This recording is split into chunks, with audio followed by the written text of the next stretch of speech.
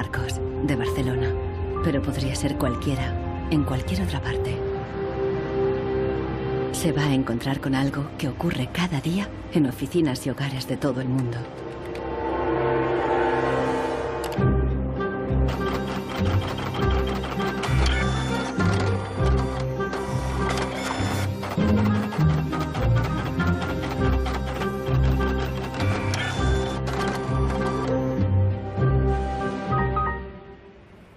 Una pieza de la impresora ha fallado y el fabricante recomienda llevarla al servicio técnico. El meu tècnic fa un diagnòstic previ, pero aquest diagnòstic ya son 15 euros més IVA. Seguramente será difícil encontrar las piezas para poder repararla. Realment, reparar-la no li surt molt a compte. Que reparar-la parlem d'uns 110, 120 euros. Tienes impresoras desde 39 euros. Per preu, té una impressora que té molta més velocitat d'impressió. Jo t'aconsellaria que miressis impressores noves. Així que, sens dubte, jo em compraria una nova, Ensenyo. No es casualidad que los tres vendedores sugieran comprar una nueva impresora.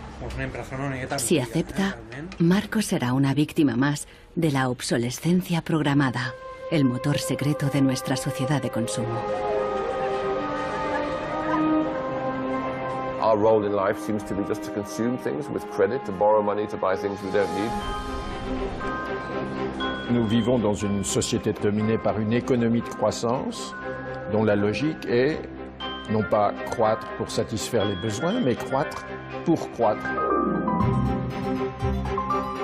Dans une société de croissance, quand il n'y a pas de croissance, c'est catastrophique.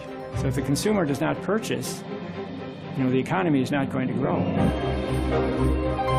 Planned obsolescence, the desire on the part of a consumer to own something a little newer, a little sooner than is necessary.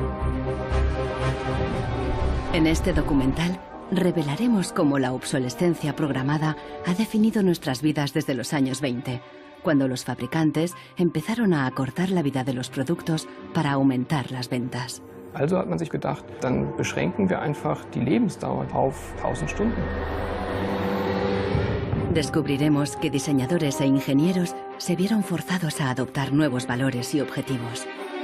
Was back to the drawing board and come out with something that was more fragile. Take time, those things. Take time them. So when you finally paid for them, they're used up. Conoceremos una nueva generación de consumidores que está llevando la contraria a los fabricantes. I do think that Apple's development of the iPod was intended to be one of planned obsolescence. ¿Es viable una economía sin obsolescencia programada y sin su impacto sobre el medio ambiente? Posterity will never forgive us. Posterity will suddenly find out about the throwaway lifestyles of people in the advanced countries.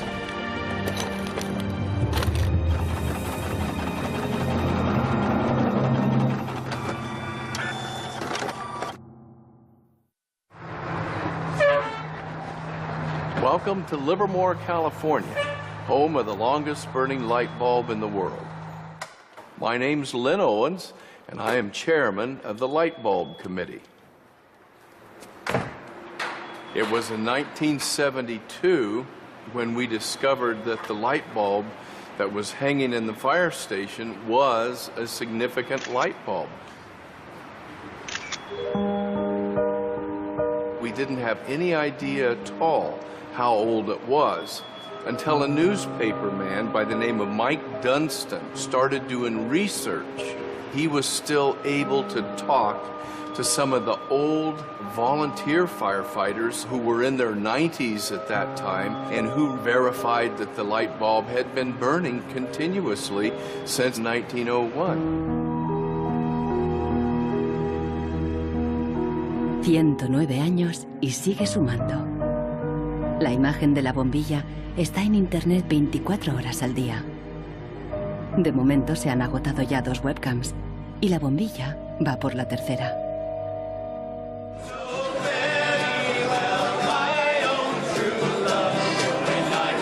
En 2001, cuando la bombilla cumplió un siglo, Livermore organizó una gran fiesta de cumpleaños al estilo americano. I think we were hoping if we would get 200 people, we'd be happy. And we ended up with 800 or 900 people showing up.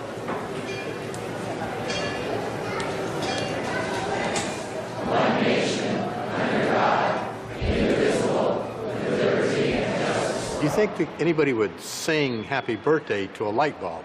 Well, we didn't think they would, but they did. Happy birthday, dear light bulb. Happy birthday to you. The origin of the bulb was, it was produced in a town called Shelby, Ohio, back around 1895, and put together by some very interesting ladies that I have some pictures of, and some gentlemen that invested in the company. The filament was invented by Adolphe Chaillet.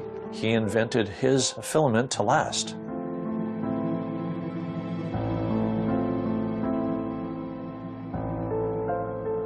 Why does his filament last? I don't know. It's a secret that he made and that died with him. La fórmula para un filamento de larga duración no es el único misterio en la historia de las bombillas. Un secreto mucho mayor es cómo y por qué este humilde producto se convirtió en la primera víctima de la obsolescencia programada. Weihnachten 1924 war ein ganz besonderer Tag. In einem Hinterzimmer in Genf trafen sich einige Herren in Nadelstreifenanzügen, um einem geheimen Plan nachzugehen. Sie gründeten das erste weltweite Kartell, das sich zum Ziel setzte, die Glühbirnenproduktion der gesamten Länder zu kontrollieren und den Kuchen namens Weltmarkt unter sich aufzuteilen. Dieses Kartell hat den Namen Phoebus. Phoebus incluía a los principales fabricantes de bombillas de Europa y de Estados Unidos, e incluso de lejanas colonias en Asia y África. Das Ziel ist gewesen, Patente auszutauschen, die Produktion zu kontrollieren und vor allem aber den Verbraucher zu kontrollieren. Es ist umso besser für diese Firmen, wenn der Verbraucher regelmäßig Glühlampen kauft, und wenn die Glühlampen lange brennen, ist das ein ökonomischer Nachteil. En un principio, la meta de los fabricantes era una larga vida para sus bombillas. On October 21st, 1871, numerous experiments resulted in the production of a small unique lamp of comparatively enormous resistance. The filament being under conditions of great stability after the... En 1881, Edison puso a la venta su primera bombilla. Duraba 1500 horas. En 1924, cuando se fundó el cártel Phoebus, se anunciaban con orgullo 2500 horas de vida útil y los fabricantes destacaban la longevidad de sus bombillas. Also hat man sich bei Phoebus gedacht, dann beschränken wir einfach die Lebensdauer dieser einzelnen Glühbirnen auf 1000 Stunden.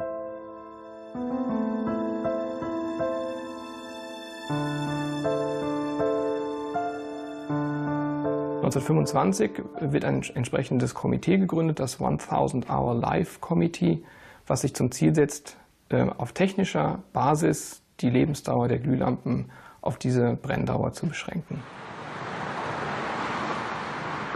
Más de 80 años después, Helmut Höge, un historiador de Berlín, encuentra pruebas de las actividades del comité ocultas entre los documentos internos de los miembros del cártel.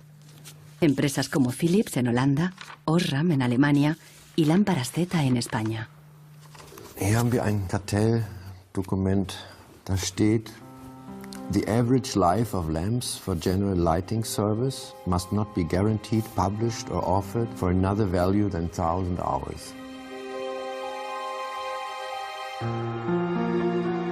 Presionados por el cártel, los fabricantes realizaron experimentos para crear una bombilla más frágil que cumpliera con la nueva norma de las 1000 horas.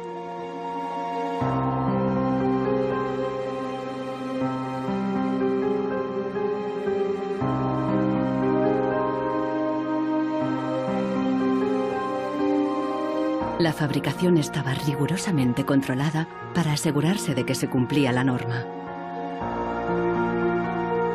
Eine Maßnahme bestand beispielsweise darin, einen Prüfstand zu errichten, in dem viele kleine Sockel zu finden sind, in die dann wiederum einzelne Exemplare aus verschiedenen Produktionsreihen eingeschraubt wurden, Und Firmen wie Osram haben dann genauestens protokolliert, wie lange diese Lampen brannten. Phoebus creó una complicada burocracia para imponer sus reglas. Los fabricantes eran multados severamente si se desviaban de los objetivos marcados.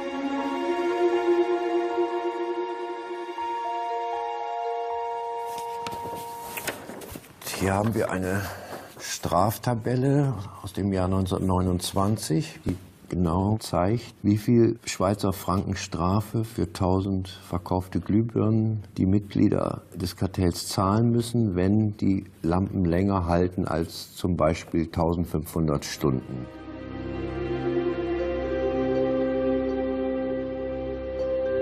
A medida que la obsolescencia programada surtía efecto, la vida útil empezó a caer. En solo 2 años pasó de 2.500 horas a menos de 1.500. En los años 40, el cártel ya había conseguido su objetivo. Una bombilla estándar duraba 1000 horas.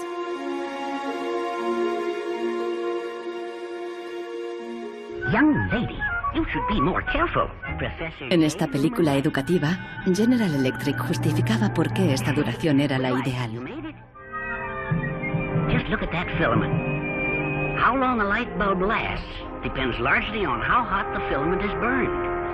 Samples from every factory are tested to make sure that they're as good as we want them to be. I can see how this was very tempting in 1932. I think at the time sustainability was actually substantially less of an issue because I don't think they looked at the planet as being one with finite amount of resources. They looked at it as from an abundance perspective.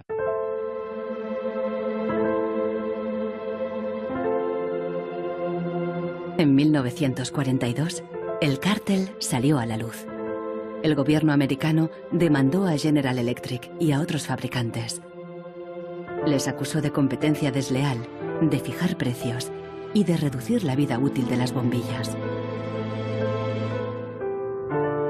Tras 11 años de litigio, el tribunal dictó sentencia en 1953. Entre otras cosas, los jueces prohibieron a General Electric y a sus socios limitar la vida útil de las bombillas. Pero en la práctica, la sentencia tuvo poco efecto y las bombillas continuaron durando 1000 horas.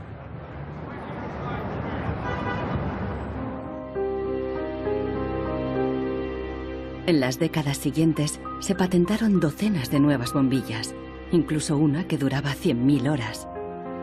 Pero ninguna llegó a comercializarse. Offiziell hat es ja Phoebus eigentlich nie gegeben, wenn auch diese Spuren der Öffentlichkeit nie ganz verborgen gewesen sind. Die Strategie dahinter ist, sich in bestimmten Zeitabständen immer wieder umzubenennen. Dann heißt es mal internationales Elektrizitätskartell, dann mal wieder irgendein anderer Name. Entscheidend ist, dass diese Idee als Institution natürlich weiter besteht. Ironically, the light bulb has always been a symbol for ideas and innovation, and yet it's one of the early and best examples of planned obsolescence. Nichols Fox vive en un lugar perdido en las montañas de Virginia. Aquí escribe sobre el impacto social de la tecnología y a veces se atreve con la poesía.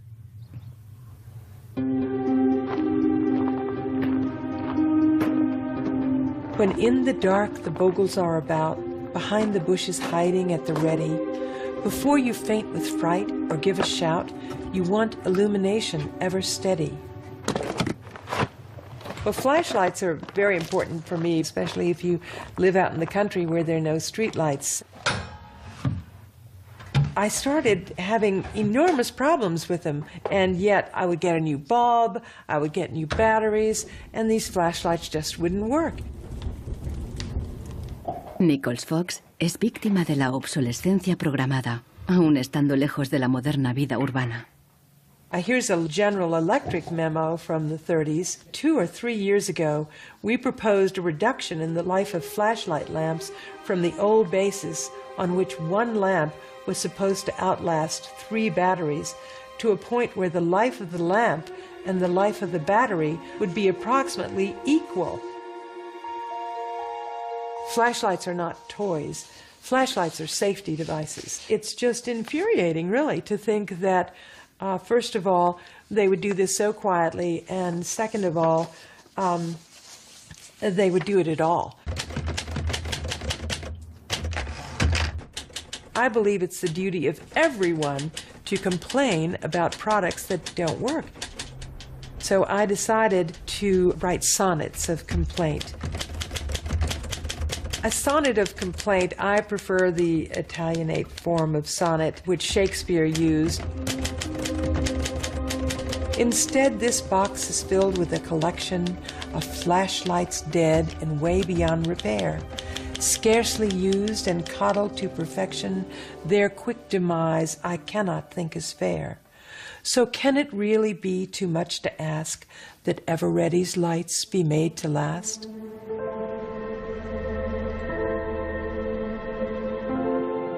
En Barcelona, Marcos ha ignorado el consejo de los vendedores de reemplazar la impresora. Está decidido a repararla, pero el manual ni tan solo menciona el problema. Buscando por los foros de internet, descubre que no está solo. Doncs hi ha molta gent als fòrums que té els mateixos problemes que jo, que té problemes a la impressora, no l'imprimeix, es bloqueja i no poden fer res. Pasa en varias marcas de impresoras. Ninguno de los cientos de mensajes ofrece una solución. Marcos está buscando una aguja en un pajar.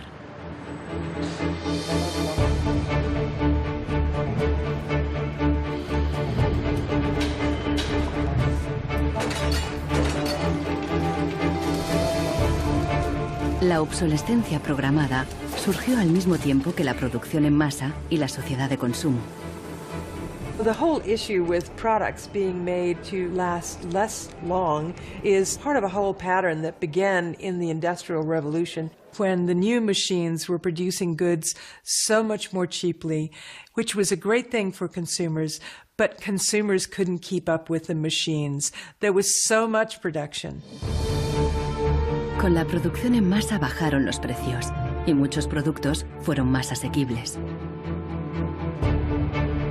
Pero los fabricantes estaban preocupados. ¿Cuánto duraría esta bonanza? ¿Qué pasaría cuando todo el mundo lo tuviera todo? Ya en 1928, una influente revista de publicidad advertía: un artículo que no se desgasta es una tragedia para los negocios.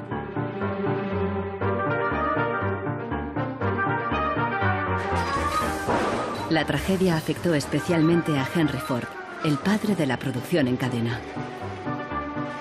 Para poner su modelo T al alcance del consumidor medio, Ford lo produjo en masa, a partir de un único diseño básico que ofrecía fiabilidad y durabilidad. It was this noisy, smelly, dirty Model T Ford that made women very unhappy, but the men treated like a piece of farm machinery. But it was the workhorse of America. La estrategia del modelo único fue un gran éxito, y a principios de los años 20, la mitad de los coches del mundo eran Ford T. Para superar a Ford, sus competidores de General Motors apostaron por una estrategia diferente, ideada por su presidente Alfred Sloan.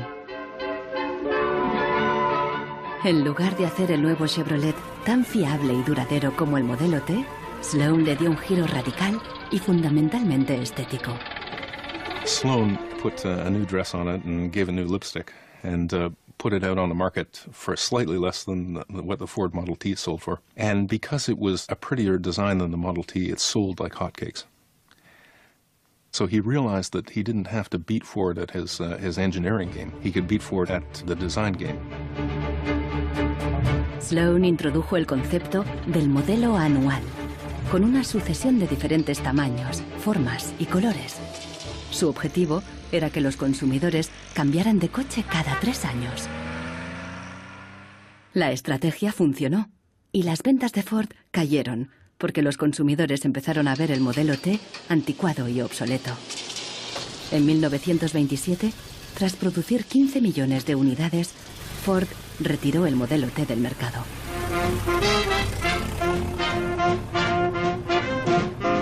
A partir de entonces, adoptó la misma estrategia que General Motors, con nuevos modelos cada año. La industria del automóvil creció como la espuma y aceleró la economía.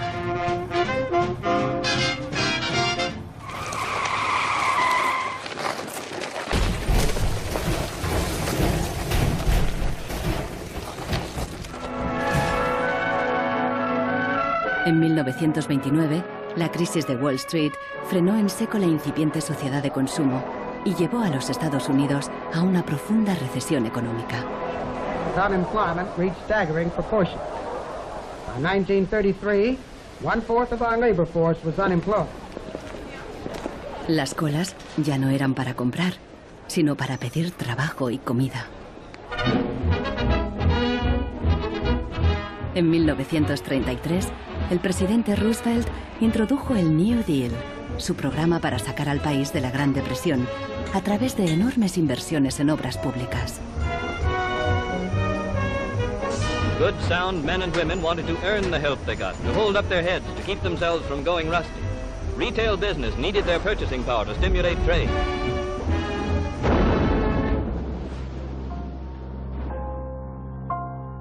Pero no todo el mundo confiaba en el New Deal. Desde Nueva York llegó una propuesta radicalmente diferente. Bernard London, un prominente inversor inmobiliario, sugirió salir de la depresión haciendo obligatoria la obsolescencia programada. Era la primera vez que el concepto aparecía por escrito. London planteaba que todos los productos tuvieran una vida limitada, con una fecha de caducidad, después de la cual se considerarían legalmente muertos. Los consumidores los devolverían a una agencia del gobierno para su destrucción. Quien se quedara un artículo después de caducado pagaría una multa. This forced expiration date would revive the consumerability and the need for more production of such consumer products as something great. I thought it was a great idea. Bernard London creía que con la obsolescencia programada obligatoria, las fábricas seguirían produciendo, la gente continuaría consumiendo y habría trabajo para todos. He was trying to achieve a balance between capital and labor where there would always be a market for new goods. So there would always be a need for labor and there would always be a reward for capital.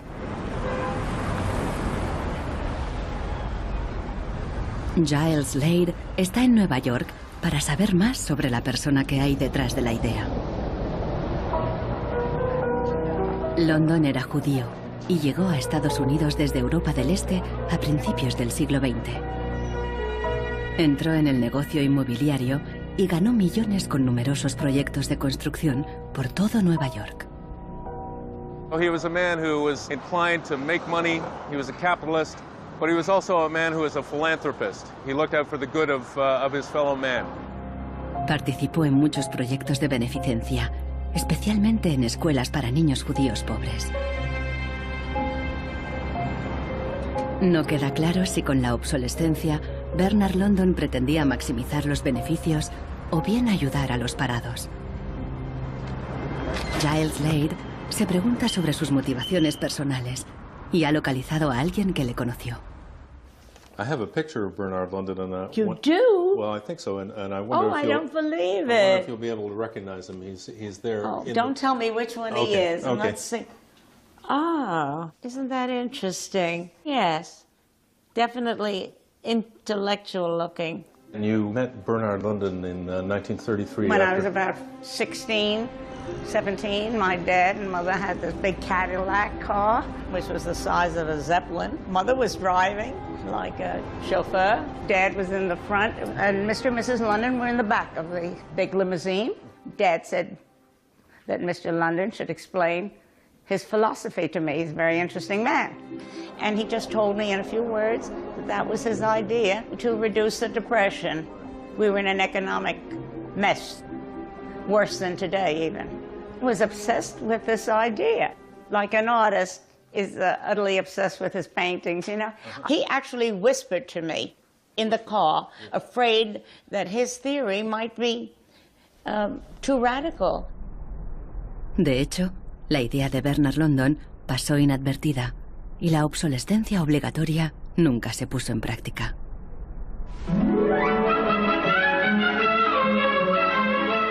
20 años más tarde, en los años 50, la obsolescencia programada resurgió, pero con un giro crucial.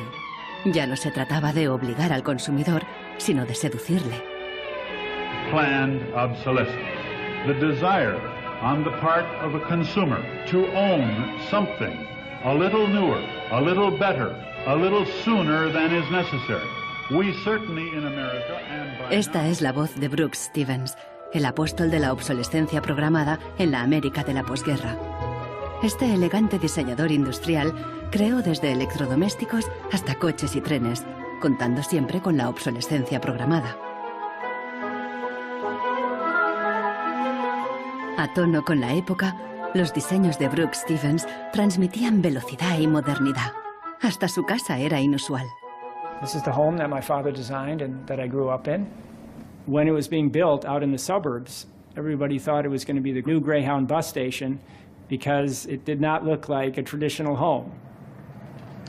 Here's a family photo of my father, myself, my two older brothers, my older sister, and my mother. Our home was always filled with the products that he designed for his clients, like the Lawn Boy. So every few years we would get a new Lawn Boy mower. And my mother enjoyed cutting the grass herself. And to some degree she would be doing some product testing, because if there were things that she didn't like about it, you know, he would hear about it.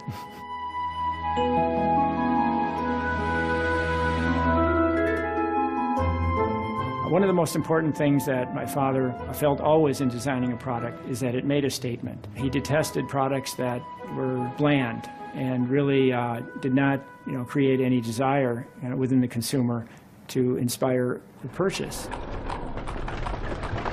Unlike the European approach of the past, where they tried to make the very best product and make it last forever, meaning you bought such a fine suit of clothes that you were married in it and then buried in it, and never a chance to renew it.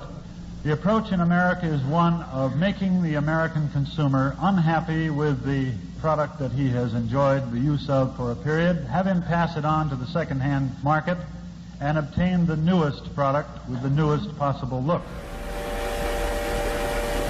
Brooks Stevens viajó por todos los Estados Unidos, promoviendo la obsolescencia programada en charlas y discursos. Sus ideas cuajaron y tuvieron un amplio eco.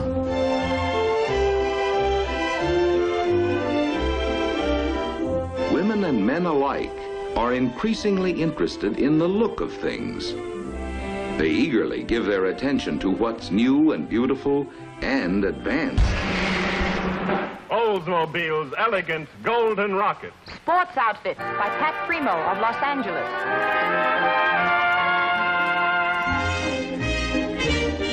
El diseño y el marketing seducían al consumidor para que deseara siempre el último modelo.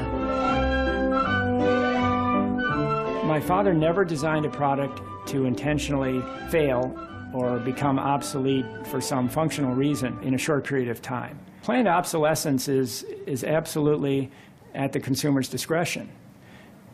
No one is forcing the consumer to go into the store and purchase a product. You know, they go in under their own free will. That's their choice.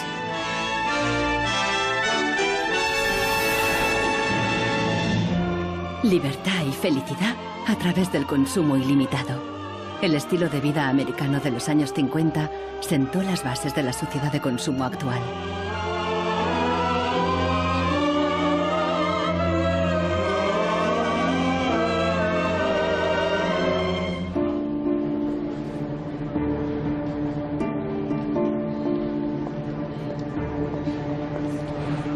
See, without planned obsolescence, these places wouldn't exist. There wouldn't be any products, there wouldn't be any industry, there wouldn't be any designers, architects, there wouldn't be any salespeople, cleaners, there wouldn't be any security guards. All the jobs would go. La obsolescencia programada está en la raíz del considerable crecimiento económico que el mundo occidental ha vivido a partir de los años 50. Desde entonces, el crecimiento ha sido el santo grial de nuestra economía. Nous vivons dans une société de croissance dont la logique est Non pas croître pour satisfaire les besoins, mais croître pour croître, croître à l'infini, faire croître sans limite la production et pour justifier cette croissance de la production, faire croître sans limite la consommation.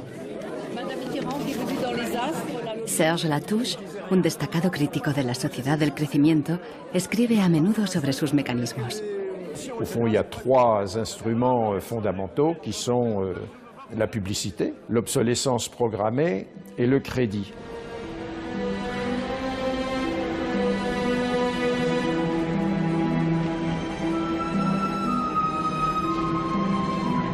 In the last generation or so, our role in life seems to be just to consume things with credit, to borrow money to buy things we don't need. That makes no real sense to me at all. Los críticos de la sociedad del crecimiento alertan de que no es sostenible a largo plazo, porque se basa en una contradicción flagrante. Celui qui croit qu'une croissance infinie est compatible avec une planète finie est soit un fou, soit un économiste. Le drame, c'est qu'au fond, nous sommes tous des économistes maintenant. Why is it that a new product is created every 3 minutes somewhere in the world? Is this necessary? I think a lot of people have realized that things need to change when they're being told by politicians to go shopping or to start consuming as the best way to restart the economy.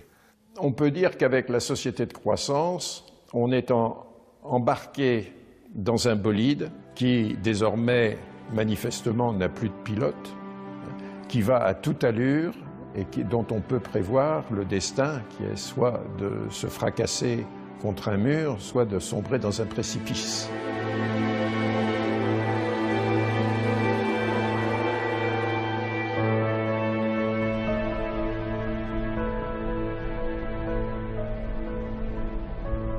Marcos ha encontrado a alguien en Internet que ha descubierto qué le ocurre a su impresora. I tried to print a document and it said parts inside your printer require replacement, so I decided to do a little servicing of my own. Hello, Marcos. I got your message. Marcos ha contactado con el autor del video. How are you? I looked into it, and it turns out that there's a thing in the bottom of the printer called a waste ink reservoir. And the way inkjet printers work is they constantly have to clean the print heads, and they do that by squirting ink through them down a hole in the bottom of the printer into this great big sponge. There's just a preset time when it's squirted a certain number of drops down there, that then the printer decides it's full of ink and won't function anymore. Mm-hmm. The justification is they don't want to put ink all over your desk. But I think the problem goes deeper than that. It's the way the technology works. It's just designed to fail.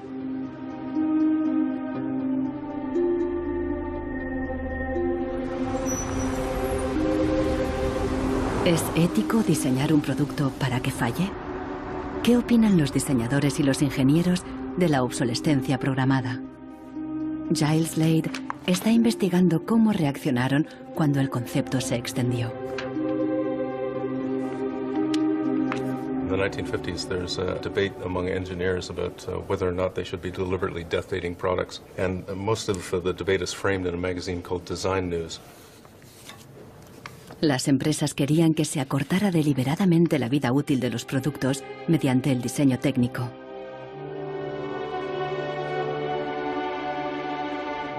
A lot of engineers felt that it was really a dirty strategy to make people pay for products that they deliberately broke.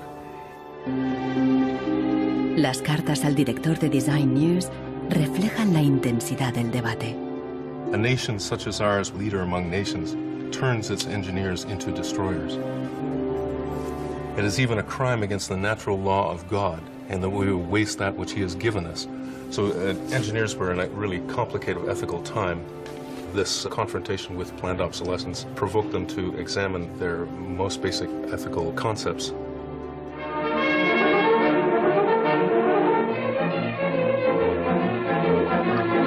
El dilema no se ventiló solo en las revistas de ingeniería.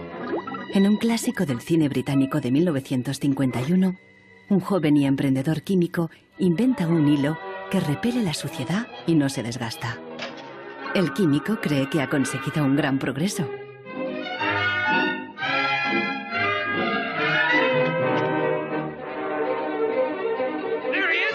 Pero no a todo el mundo le gusta el invento. y al poco le persiguen no tan solo los dueños de la fábrica, sino también los obreros, que temen por sus empleos. Well, that's really interesting, and it reminds me of something that actually happened in the textile industry. En 1940, el gigante químico DuPont presentó una fibra sintética revolucionaria, el nylon. Se formaron largas colas para comprar las nuevas y duraderas medias. There's a picture in here of me in tights. I think I've got one. Oh, yes, here it is. Stockings were a big issue in the 50s and the 60s. You had to wear them. To go out without stockings was really quite shocking. Quan tu t'arreglaves el diumenge que t'anaves a assaig o al cine o te n'anaves a ballar, normalment et posaves la roba de vestir. Llavors, clar, requeria posar-te unes mitges boniques. I si estaves al ball i estaves ballant i amb un cop o el que fos se't feia un forat, ja no volies ballar més perquè se te veia el forat de la mitja. Las medias duraderas significaban un gran progreso, pero la alegría duró poco. My father worked for DuPont before and after the war in the nylon division, and he told me a story about how when nylon first came out and they were trying it out for use in stockings, the men in his division were asked to take these stockings home for their wives and girlfriends to try out. My father brought them home to my mother, and of course she was one of the testers. She was delighted with the first products because they were so sturdy. Los químicos de DuPont tenían motivos para estar orgullosos. Incluso los hombres admiraban la resistencia de las medias de nylon. The problem was that they worked too well. They lasted too long. The women were very happy with the fact that they didn't get runners in them. Unfortunately, this meant that the companies producing the stockings were not going to sell very many. DuPont dio nuevas instrucciones al padre de Nichols Fox y sus colegas. For the men in his division, it was back to the drawing board to try to make the fibers weaker and come out with something that was more fragile and would run so that the stockings wouldn't last as long. Wenn man die Lebenszeit einer Strumpfhose verkürzen will, dann ist es eigentlich recht einfach, denn eine Strumpfhose besteht nicht nur aus Nylon, sondern sie besteht aus Zusatzstoffen, die zum Beispiel das Nylon stabilisieren gegen das UV-Licht von der Sonne. Jetzt kann man die Menge dieser Zusatzstoffe einfach variieren. Wenn man dafür wenig Zusatzstoffe oder gar keine reingibt, dann werden diese Strumpfhosen von der Sonne zerstört und dann reißen sie wesentlich leichter. Das heißt, man kann sozusagen den Zerfall, die Zerstörung einplanen. Pronto, las medias volvieron a tener carreras. Això va ser una cosa molt escalonada, no va ser allò una cosa de dir, pam, ara venen de cop bones i ara de cop dolentes, entens? Va ser una cosa esgraonada cada vegada, pues la mitja o era potser més fina, menos resistent. Los mismos químicos que habían aplicado todo su saber para crear un nylon duradero siguieron la corriente de la época y lo hicieron más frágil. Ese hilo eterno desapareció de las fábricas, igual que en el cine. We need control of this discovery. Complete control. If you want twice the amount in that contract, we will pay it. $250,000. To suppress it. Yes. ¿Qué opinaban los químicos de DuPont de reducir la vida de un producto deliberadamente? Must have been frustrating for the engineers to have to use their skills to make an inferior product after they'd tried so hard to make a good product. But in a way, I suppose that's the outsider's view. Probably they just had a job to do. Make it strong, make it weak. That was their job. Among engineers, there was a shift taking place in consciousness. There was an old school of engineers who believed that they should make a permanent, usable product that would never break. And there was a new school of engineers that were driven by the market who were clearly interested in making the most disposable product that they could. And this debate resolved itself by these new school of engineers taking over. So how often do you change your mobiles? 18 months. Once a year. Once a year. Once a year. Hoy en día, la obsolescencia programada se enseña en las escuelas de diseño y de ingeniería. Boris Knuth da clases sobre el ciclo de vida del producto, el eufemismo moderno de la obsolescencia programada. I went shopping for you. I've got a couple of things. A pan, salt, shirt, another shirt. La ética ya no cuenta en un mundo empresarial dominado por un único objetivo: compras frecuentes y repetidas. And this is an old toaster. What I do, I pass these round, and you tell me what you think, how long it takes for them to fail, what the service life will be. Okay. Designers have to understand what company they work for. The company decides on a business model. How often do we want to renew our products, our offers? So this brief is given to designers, and designers have to understand and design the product in a certain way so it fits exactly the business strategy of the client they work for.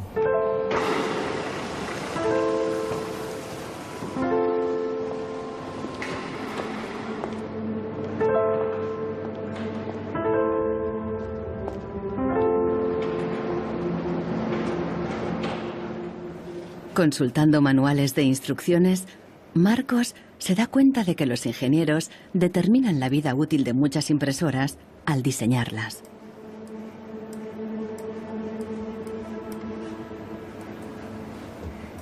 Lo consiguen colocando un chip dentro de la impresora.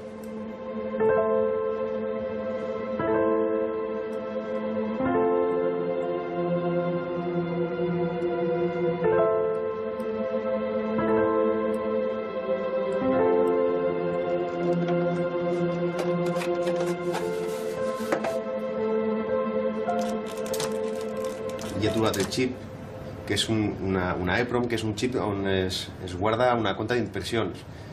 I quan s'arriba a una determinada compta és quan es bloqueja la impressora i deixa d'imprimir.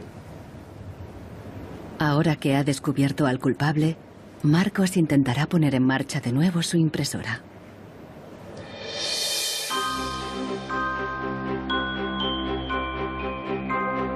A finales de los años 50, los consumidores empezaron a cuestionar la obsolescencia programada y los trucos de los fabricantes.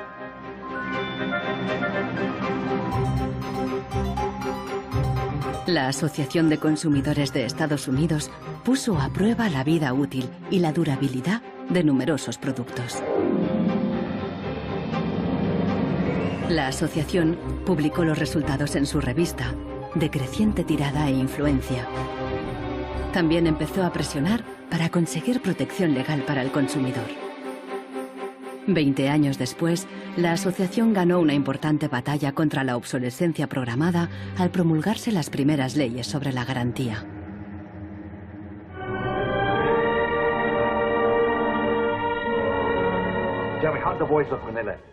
La cultura popular también empezó a hacerse eco de la obsolescencia programada. Incluso apareció en el clásico teatral de Arthur Miller, Muerte de un viajante.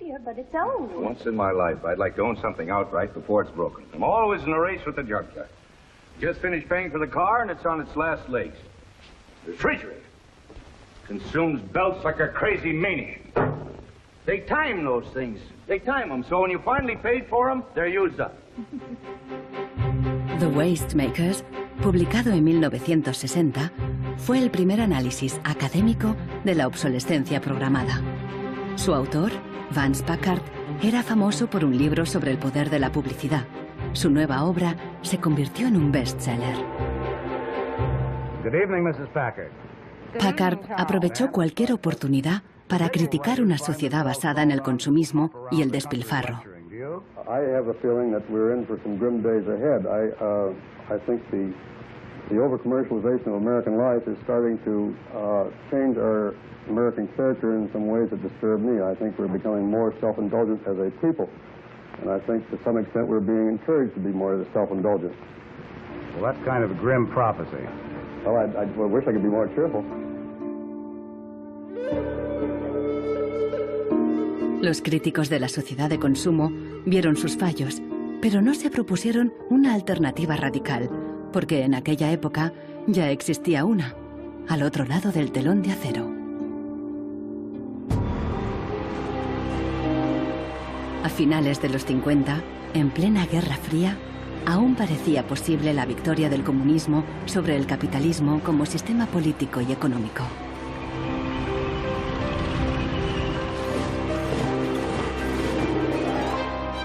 La economía comunista no se basaba en el libre mercado, sino que estaba planificada por el Estado. Era poco eficiente y sufría una falta de recursos crónica. En ese sistema, la obsolescencia programada no tenía ningún sentido. En la antigua Alemania del Este, la economía comunista más eficiente, las normas estipulaban que las neveras y las lavadoras debían funcionar durante 25 años. Hier, dieser DDR-Kühlschrank, den habe ich 1985 gekauft. Der ist also mindestens 24 Jahre alt. Und die Glühbirne ist ebenso alt, habe ich noch nie ausgewechselt. Die ist also auch schon fast 25 Jahre alt. En 1981, una fábrica de Berlín Este empezó a producir una bombilla de larga duración. Da oben war die zentrale Prüfstelle für die Lebensdauer von Glühbirnen.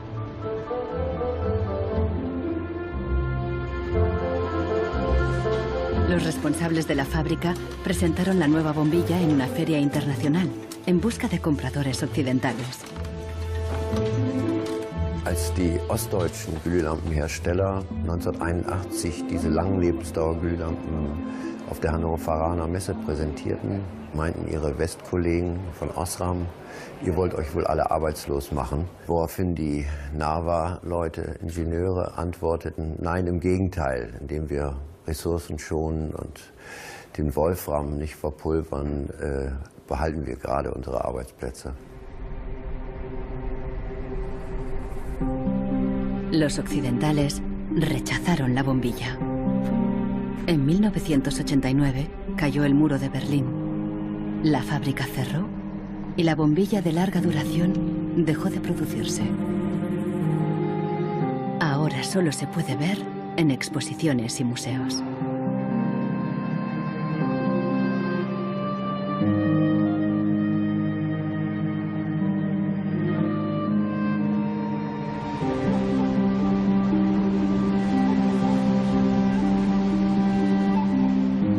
Veinte años después de la caída del muro de Berlín, el consumismo desenfrenado se da tanto en el este como en el oeste.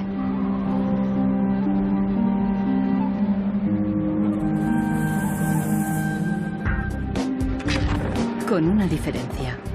En la era de Internet, los consumidores están dispuestos a luchar contra la obsolescencia programada. So this is the studio. This is where we make all of our movies. We take snapshots of everyone that comes in. We use Polaroid film, which they stopped making. So it's like, this film's like a dinosaur, it's extinct. We're big VHS fans here, and what we do is we dub all movies from DVD to VHS, and then we catalog them. Para los hermanos Neistat, artistas y cineastas de Nueva York, ningún objeto es obsoleto. Siempre pueden encontrarle un lugar en la pared o en su próxima película. The first movie we made that really broke through was a movie about the iPod. And I was completely broke. And I'd gotten this iPod, it was like $500, $400. And about 8 months later, 12 months later maybe, the battery died in it. And I called Apple to ask them to replace the battery. And their policy at the time was to tell their customers to buy a new iPod. You might as well go get a new one. Apple doesn't offer? No. Apple doesn't offer a new battery for the iPod? No. It wasn't that the battery died that was annoying, because in my Nokia cell phone, The battery dies, you buy a new battery. Even in my Apple laptop, when the battery would die, you replace the battery. But in the iPod, this expensive piece of hardware, when the battery died, you had to replace the entire unit. So it was my brother's idea to make a movie about just that. We went around with a stencil spray painting on every iPod advertisement we saw in town. iPod's unreplaceable battery lasts only 18 months.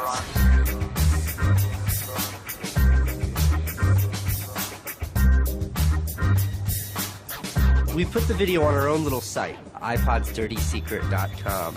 The first month, 6 weeks, it was at 5-6 million views, and the site went absolutely bananas.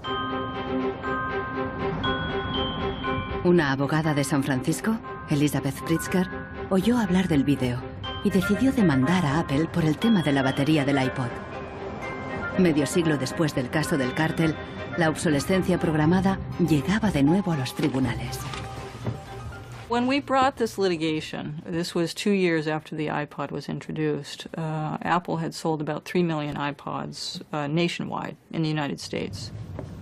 Buena parte de esos iPods tenían problemas con la batería y sus propietarios estaban dispuestos a ir a los tribunales. Igual que el vídeo de los hermanos Neistat, la idea de una demanda se extendió por Internet y captó la atención de miles de afectados. Uno de ellos era Andrew Westley. I'm a music-oriented person, and my iPod is an extension of my being. I bought it actually to hold my music while I traveled transcontinental, and I think on the first flight between San Francisco and New York, if I'm remembering it correctly, the battery had drained before we actually took off on the runway.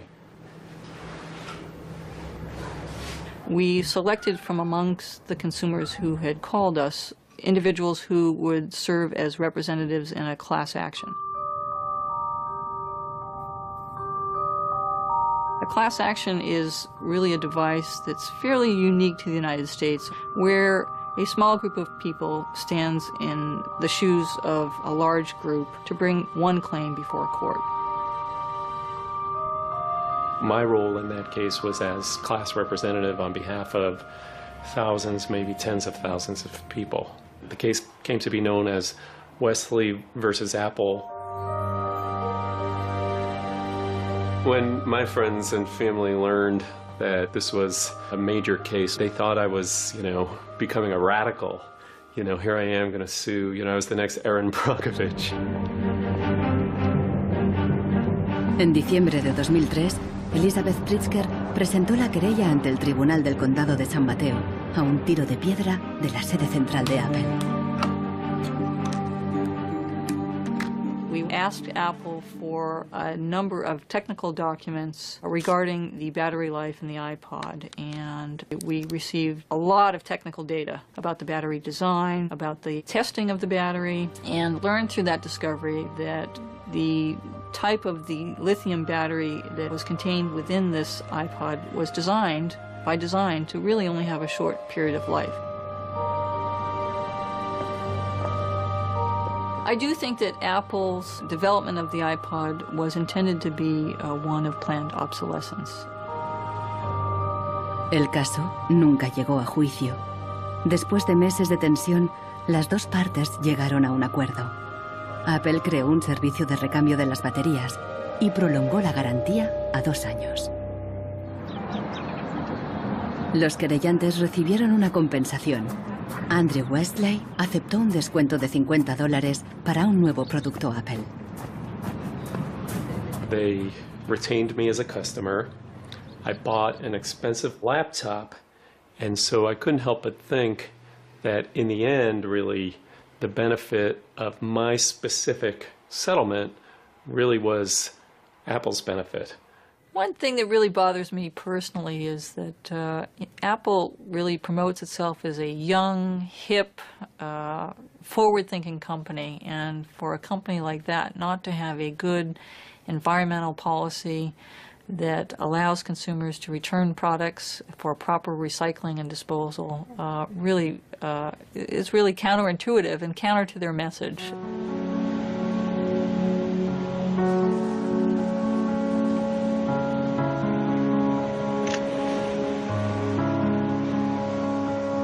La obsolescencia programada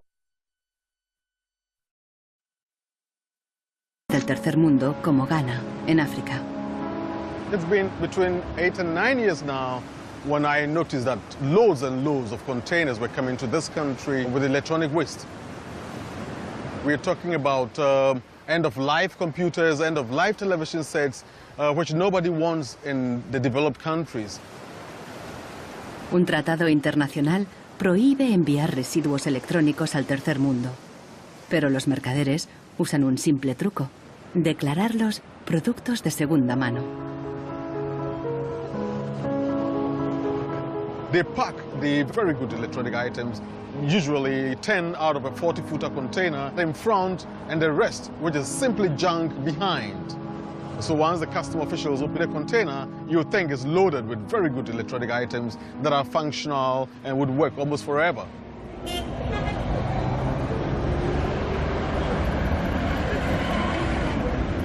Los contenedores se descargan cerca del puerto donde comerciantes ganeses compran cualquier aparato que funcione o que se pueda reparar. De aquí, los llevan a la capital, Accra. En Ghana, si algo se puede reparar, no se tira así como así. Andrew Obusu compra ordenadores de segunda mano de Europa y los repara. This machine is from Spain. I check this machine and then get to find out that the hard disk is not working. Then I change the hard disk, the one is working. And then this one too, the fault was from the VGA. Yeah, I changed the VGA, it was working. If I find out where the fault is, it takes about 30 minutes, 20, 10. Obusu vende estos ordenadores a estudiantes, escuelas y pequeñas empresas. No entiende la mentalidad de usar y tirar de los países desarrollados. But here Africa, it's not easy. Before a fellow gets computer, it's not easy. So that person will just throw it away. Will service it.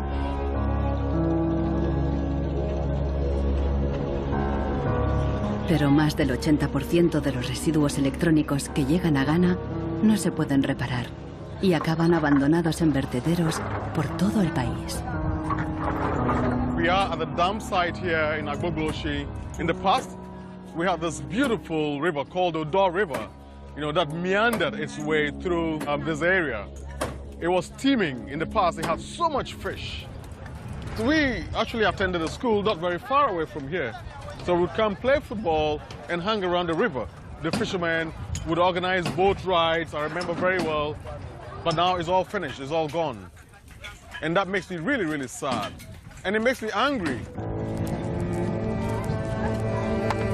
Hoy en día, aquí no hay niños jugando después de clase.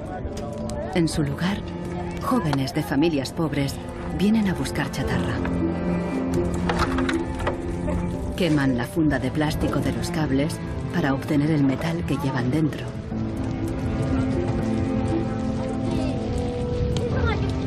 We get some from the computer, TV, and then the machines. The work is not good. Sometimes we get diseases like coffee. But sometimes some glass carton. If evening time you can sleep and you stand up. Los niños más pequeños rebuscan en los restos para encontrar cualquier pequeño trozo de metal que los mayores hayan olvidado. Los chatarreros compran este metal y lo revenden a países en crecimiento económico.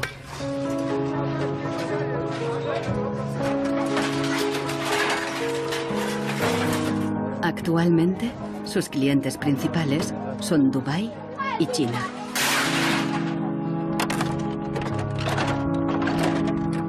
Some of those behind the shipment have said that, well, we're trying to bridge the digital divide between Europe, America, and then the rest of Africa and Ghana, of course. But the reality is that these computers that are sent here simply do not work. There's no point in receiving electronic waste when you cannot deal with it, more so when you did not produce it and your country is being used as the world's trash bin.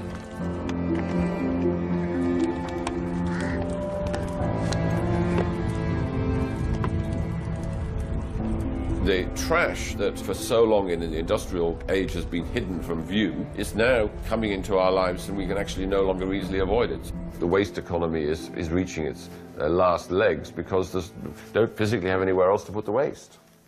Planned obsolescence, what I understand of it, is it has been driven because there are economical incentives to do so. It is more interesting for a company to build a product that doesn't last longer than 3 years or 1,000 hours, because then it can sell more products. I think in the course of time, we've come to realize that the planet that we're living on cannot sustain that forever. There's a limit to natural resources, and there's a limit to energy resources that we have. Posterity will never forgive us. Posterity will suddenly find out about the throwaway attitudes, the throwaway lifestyles of people in the advanced countries. Gente de todo el mundo ha empezado a actuar contra la obsolescencia programada. Mike Anane lucha desde el final de la cadena. Ha empezado recopilando información. This is where I keep the e-waste that have asset tags or property tags. This says Amu Center Nordvest Zeeland. It's from Denmark. This is from Germany, sent here simply to be dumped. Westminster College, Leeds City Council, also in the UK. This is from Italy. Apple should know better. It's a company that claims to be so green. There's a lot of Apple products that are being dumped here. I have a database that contains the asset tags, the contact addresses, telephone numbers of the companies that owned the electronic waste that have been dumped in Ghana. Mike piensa convertir esta información en pruebas para una denuncia ante un tribunal. We need to take some action, some punitive measure. We need to sue people so they stop dumping e-waste in Ghana. We have in the United States several models of legislation that I think could be adapted in this area. We have, for example, the Clean Air Act, the Clean Water Act. That type of legislation easily could be adapted to the electronic or manufacturing process where you are requiring manufacturers who produce products to ensure that they are disposed of in a way that is environmentally friendly. I think that we've got to stay on top of it. We've got to absolutely band together. We've got to use the internet, we've got to blog about it, and we've got to band together to strengthen numbers, and that's the only way to change it.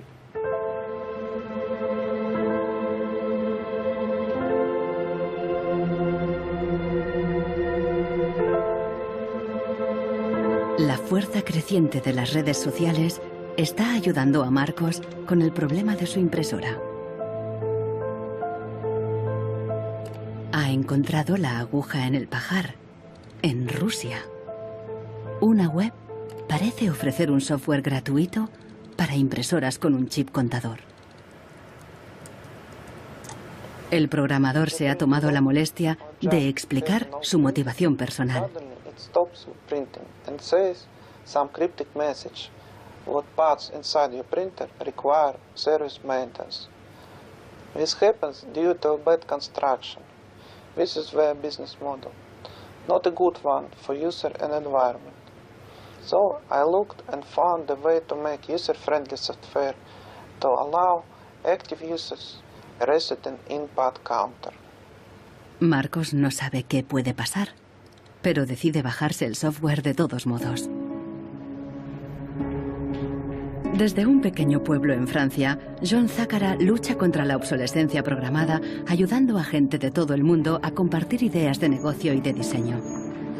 In all poorer countries, things are repaired automatically. The notion you throw a product away just because it breaks for some reason is completely unknowable and unthinkable, actually, to somebody in the south. In India, there's an actual word, jugaad, to describe this tradition of being able to fix things pretty much regardless of the complexity of it. We try to find people who are actively doing projects in the world rather than just talking about things or making abstract statements about how awful things are or what has to be changed.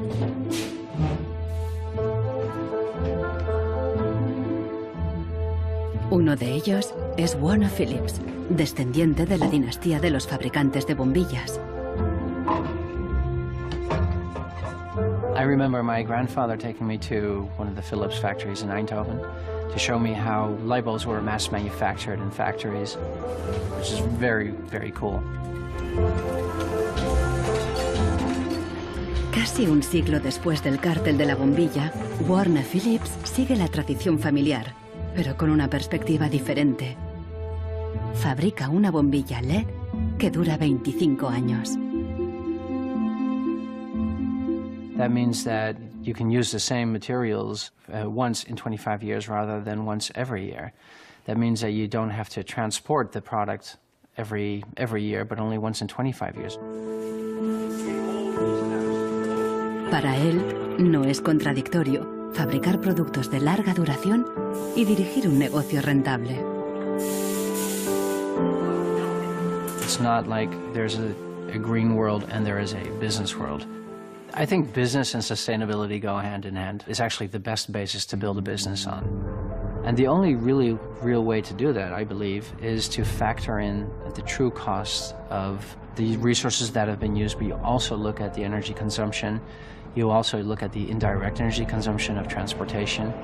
Si on faisait vraiment payer aux transporteurs le coût réel du transport, sans parler du fait que le pétrole est une ressource non renouvelable et pour lequel on n'a pas vraiment de substitut, je dirais que le prix du transport devrait être multiplié par 20 ou 30.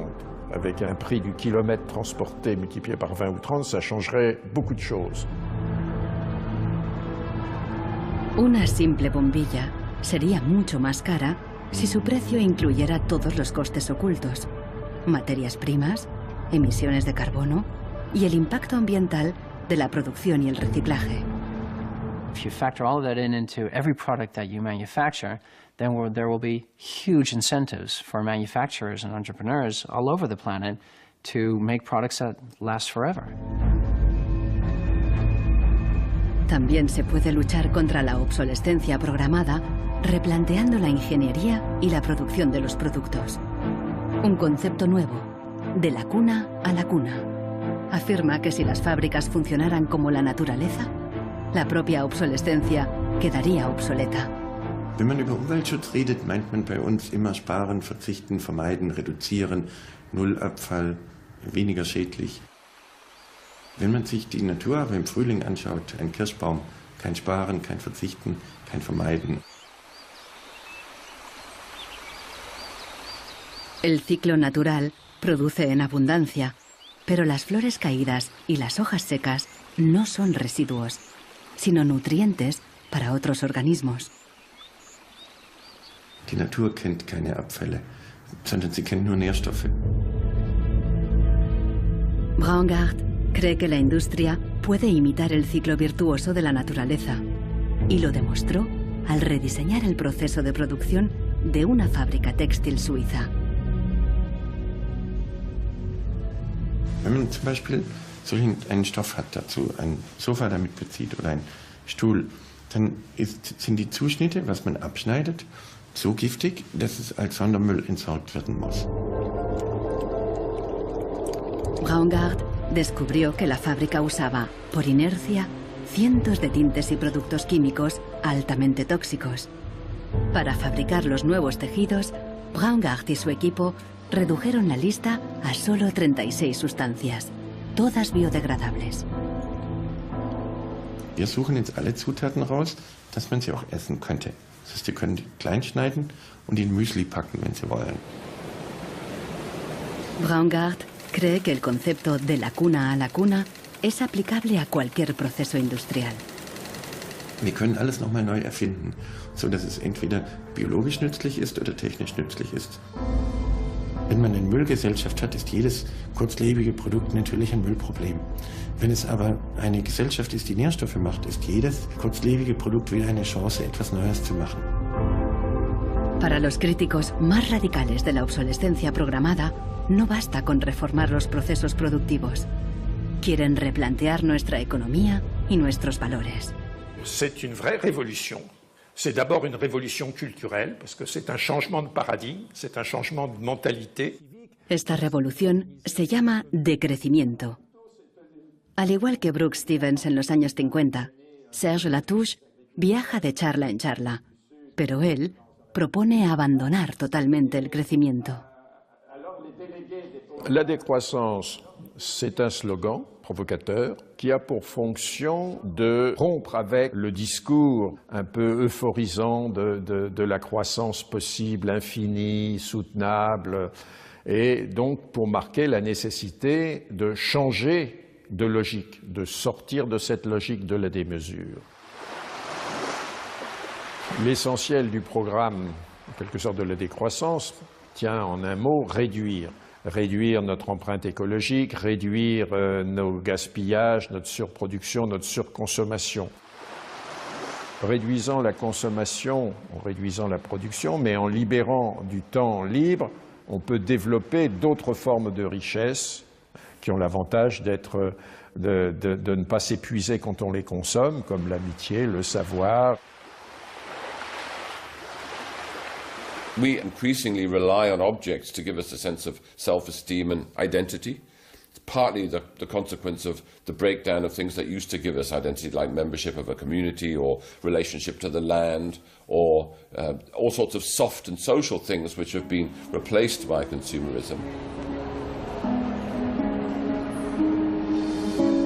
Si le bonheur dépendait du niveau de consommation, on devrait être dans la félicité absolue, parce que nous consommons 26 fois plus que du temps de Marx, mais toutes les enquêtes montrent que les gens ne sont pas 20 fois plus heureux, peut-être même qu'il y a une relation inverse au-delà d'un certain seuil, entre la croissance de la consommation et la croissance du sentiment de bonheur, parce que le bonheur est toujours quelque chose de subjectif, évidemment.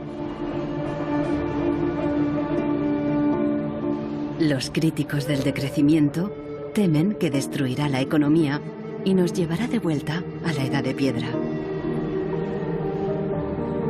Revenir à une société soutenable, c'est-à-dire une société dont l'empreinte écologique ne dépasse pas une planète, eh bien, ça n'est pas revenir à l'âge de pierre, c'est revenir, toutes choses égales d'ailleurs, pour un pays comme la France, aux années 60. Ça n'est pas vraiment l'âge de pierre. On peut dire que la société de décroissance réalise la vision de Gandhi qui disait le monde est assez grand pour satisfaire les besoins de tous, mais il sera toujours trop petit pour satisfaire l'avidité de quelques-uns.